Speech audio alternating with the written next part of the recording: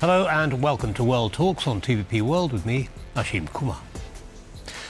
Economists at PKO Bank Polski use a colourful but apt comparison to describe the current economic situation in Poland. They refer to a term known in global finance as the Goldilocks economy. That is, an economy that is just right, not too hot and not too cold. What does this mean in practical terms, and what can we expect in 2026? Well, to lay this out for us, we're joined by Professor Błażej Podgórski. He's a lecturer in finance at Kozminski University in Warsaw. Professor, welcome back. As you were saying, it's been a year since we last met. So yeah, exactly. Good 1 to year. see you again. Good to see you again. Welcome today. Great. So, yeah, Goldilocks economy. I mean, you know, and I was looking at some figures earlier. GDP growth steady at about 3% over the last 3 years. Inflation around 3.7, 4.3. Unemployment around 3%. I mean, amazing numbers. What has led to this? And I think it's worth pointing out that this is, you know, this is part of a continuous trajectory over the last 25 years. What has Poland done right? I even say that more than 25 years, I would say 35 years from the economic transformation. Yes, but the last 20 years when we are the European member, it's also increased the speed of the economic changes in our country, yes, in Poland.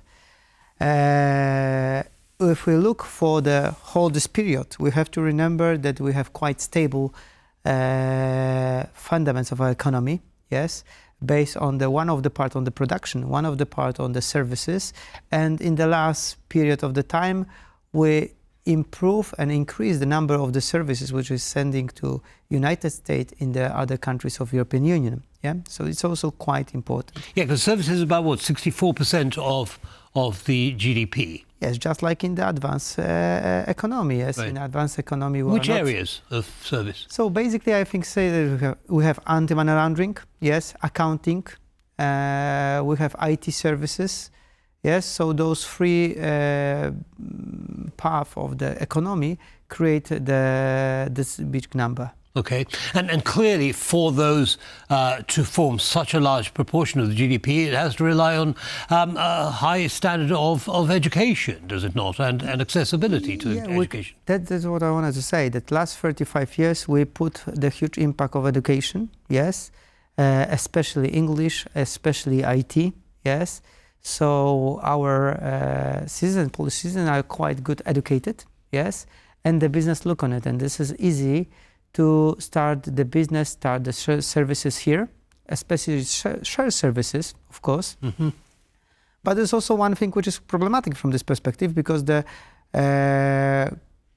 growing the cost of the living, yes, increasing the cost of the living, increase the minimum wages, also have a negative impact on it, because of course there's not the people who work on the minimum wages, but if the minimum wages go up, yes, the also cost of the employment and the cost of the business in Poland also increase. So this is which will be the highest problem for the next period of the time. Not exactly 25, 26, 27, but next 5 or 7 years.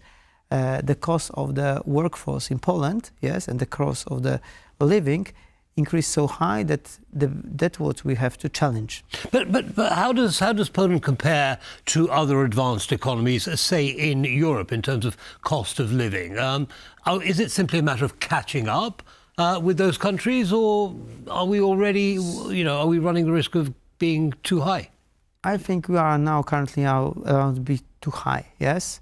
Of course, in the new European members like Czech Republic, Bulgaria, Romania, yes, we are on the similar level. Maybe Bulgaria is much cheaper, or Romania, yes. But also when we see that sometimes Italy will be cheaper, sometimes Austria will be cheaper than Poland. So it's quite problematic, because this high growth for the last 10 years, we can say, of the minimum wages have a huge impact of our economy from the perspective of what is the cost of deliver any services.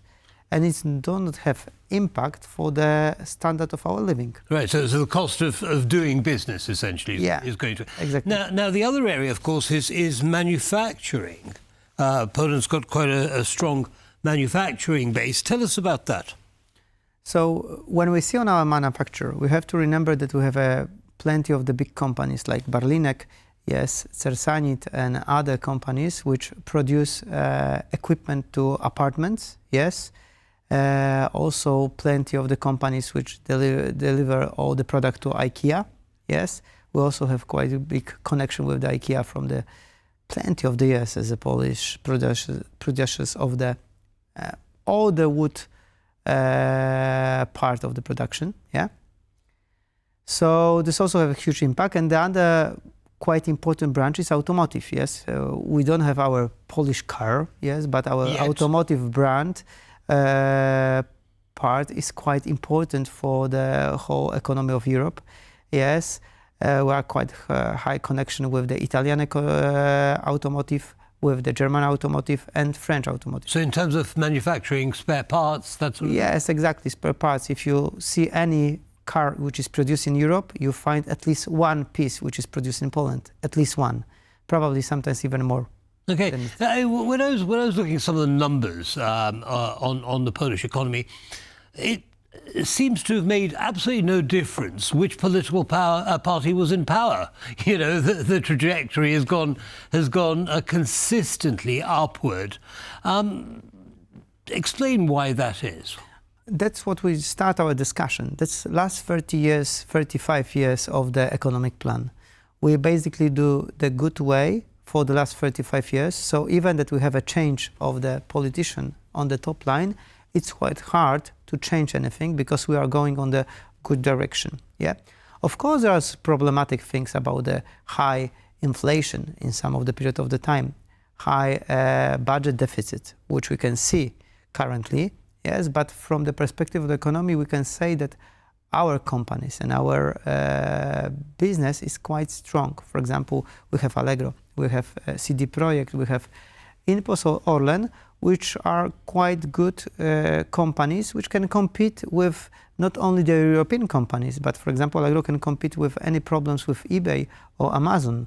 So that's quite important for it. Also, the InPost. Yeah, so, now, I mean, in the last couple of minutes that we have left, Professor, tell me this. What should we expect in 2026? More of the same? Cooling down? Speeding up? So we have two most important parts. The first part, we're continuing previous plans. So what we have the hugest impact for the 2025 is decreasing the interest rate. We can see that decreasing the interest rate, which the central bank done in the previous year, decrease the cost of the debt around 10 to 15%. So it's huge impact for the economic growth for the future. The next thing, which is quite important, we do not have a huge impact on it, is the global economy. Yes, and we see in the global economy, there are more in the America, United States, in European, we see some kind of negative factor that will be the economic cool down or even short recession. Yeah, so 2026, yes, it could be the year with the small recession in Europe, maybe a little bit bigger in United States, yeah. And of course, the impact will go for Poland. Right. Okay. So generally, internally speaking, it should grow the economy, but there will be external influences as well. So basically, our economy will grow from the base on the internal factors, but external factors can have a huge impact on the cooling down of it. Understood. Unfortunately, we're going to have to end it there, Professor. Thank you very much for sharing that with our audience, and have a happy New Year. Happy New Year. Thank you very much. And that brings us to the end of this episode of World Talks. Don't go away, lots more coming up. Goodbye.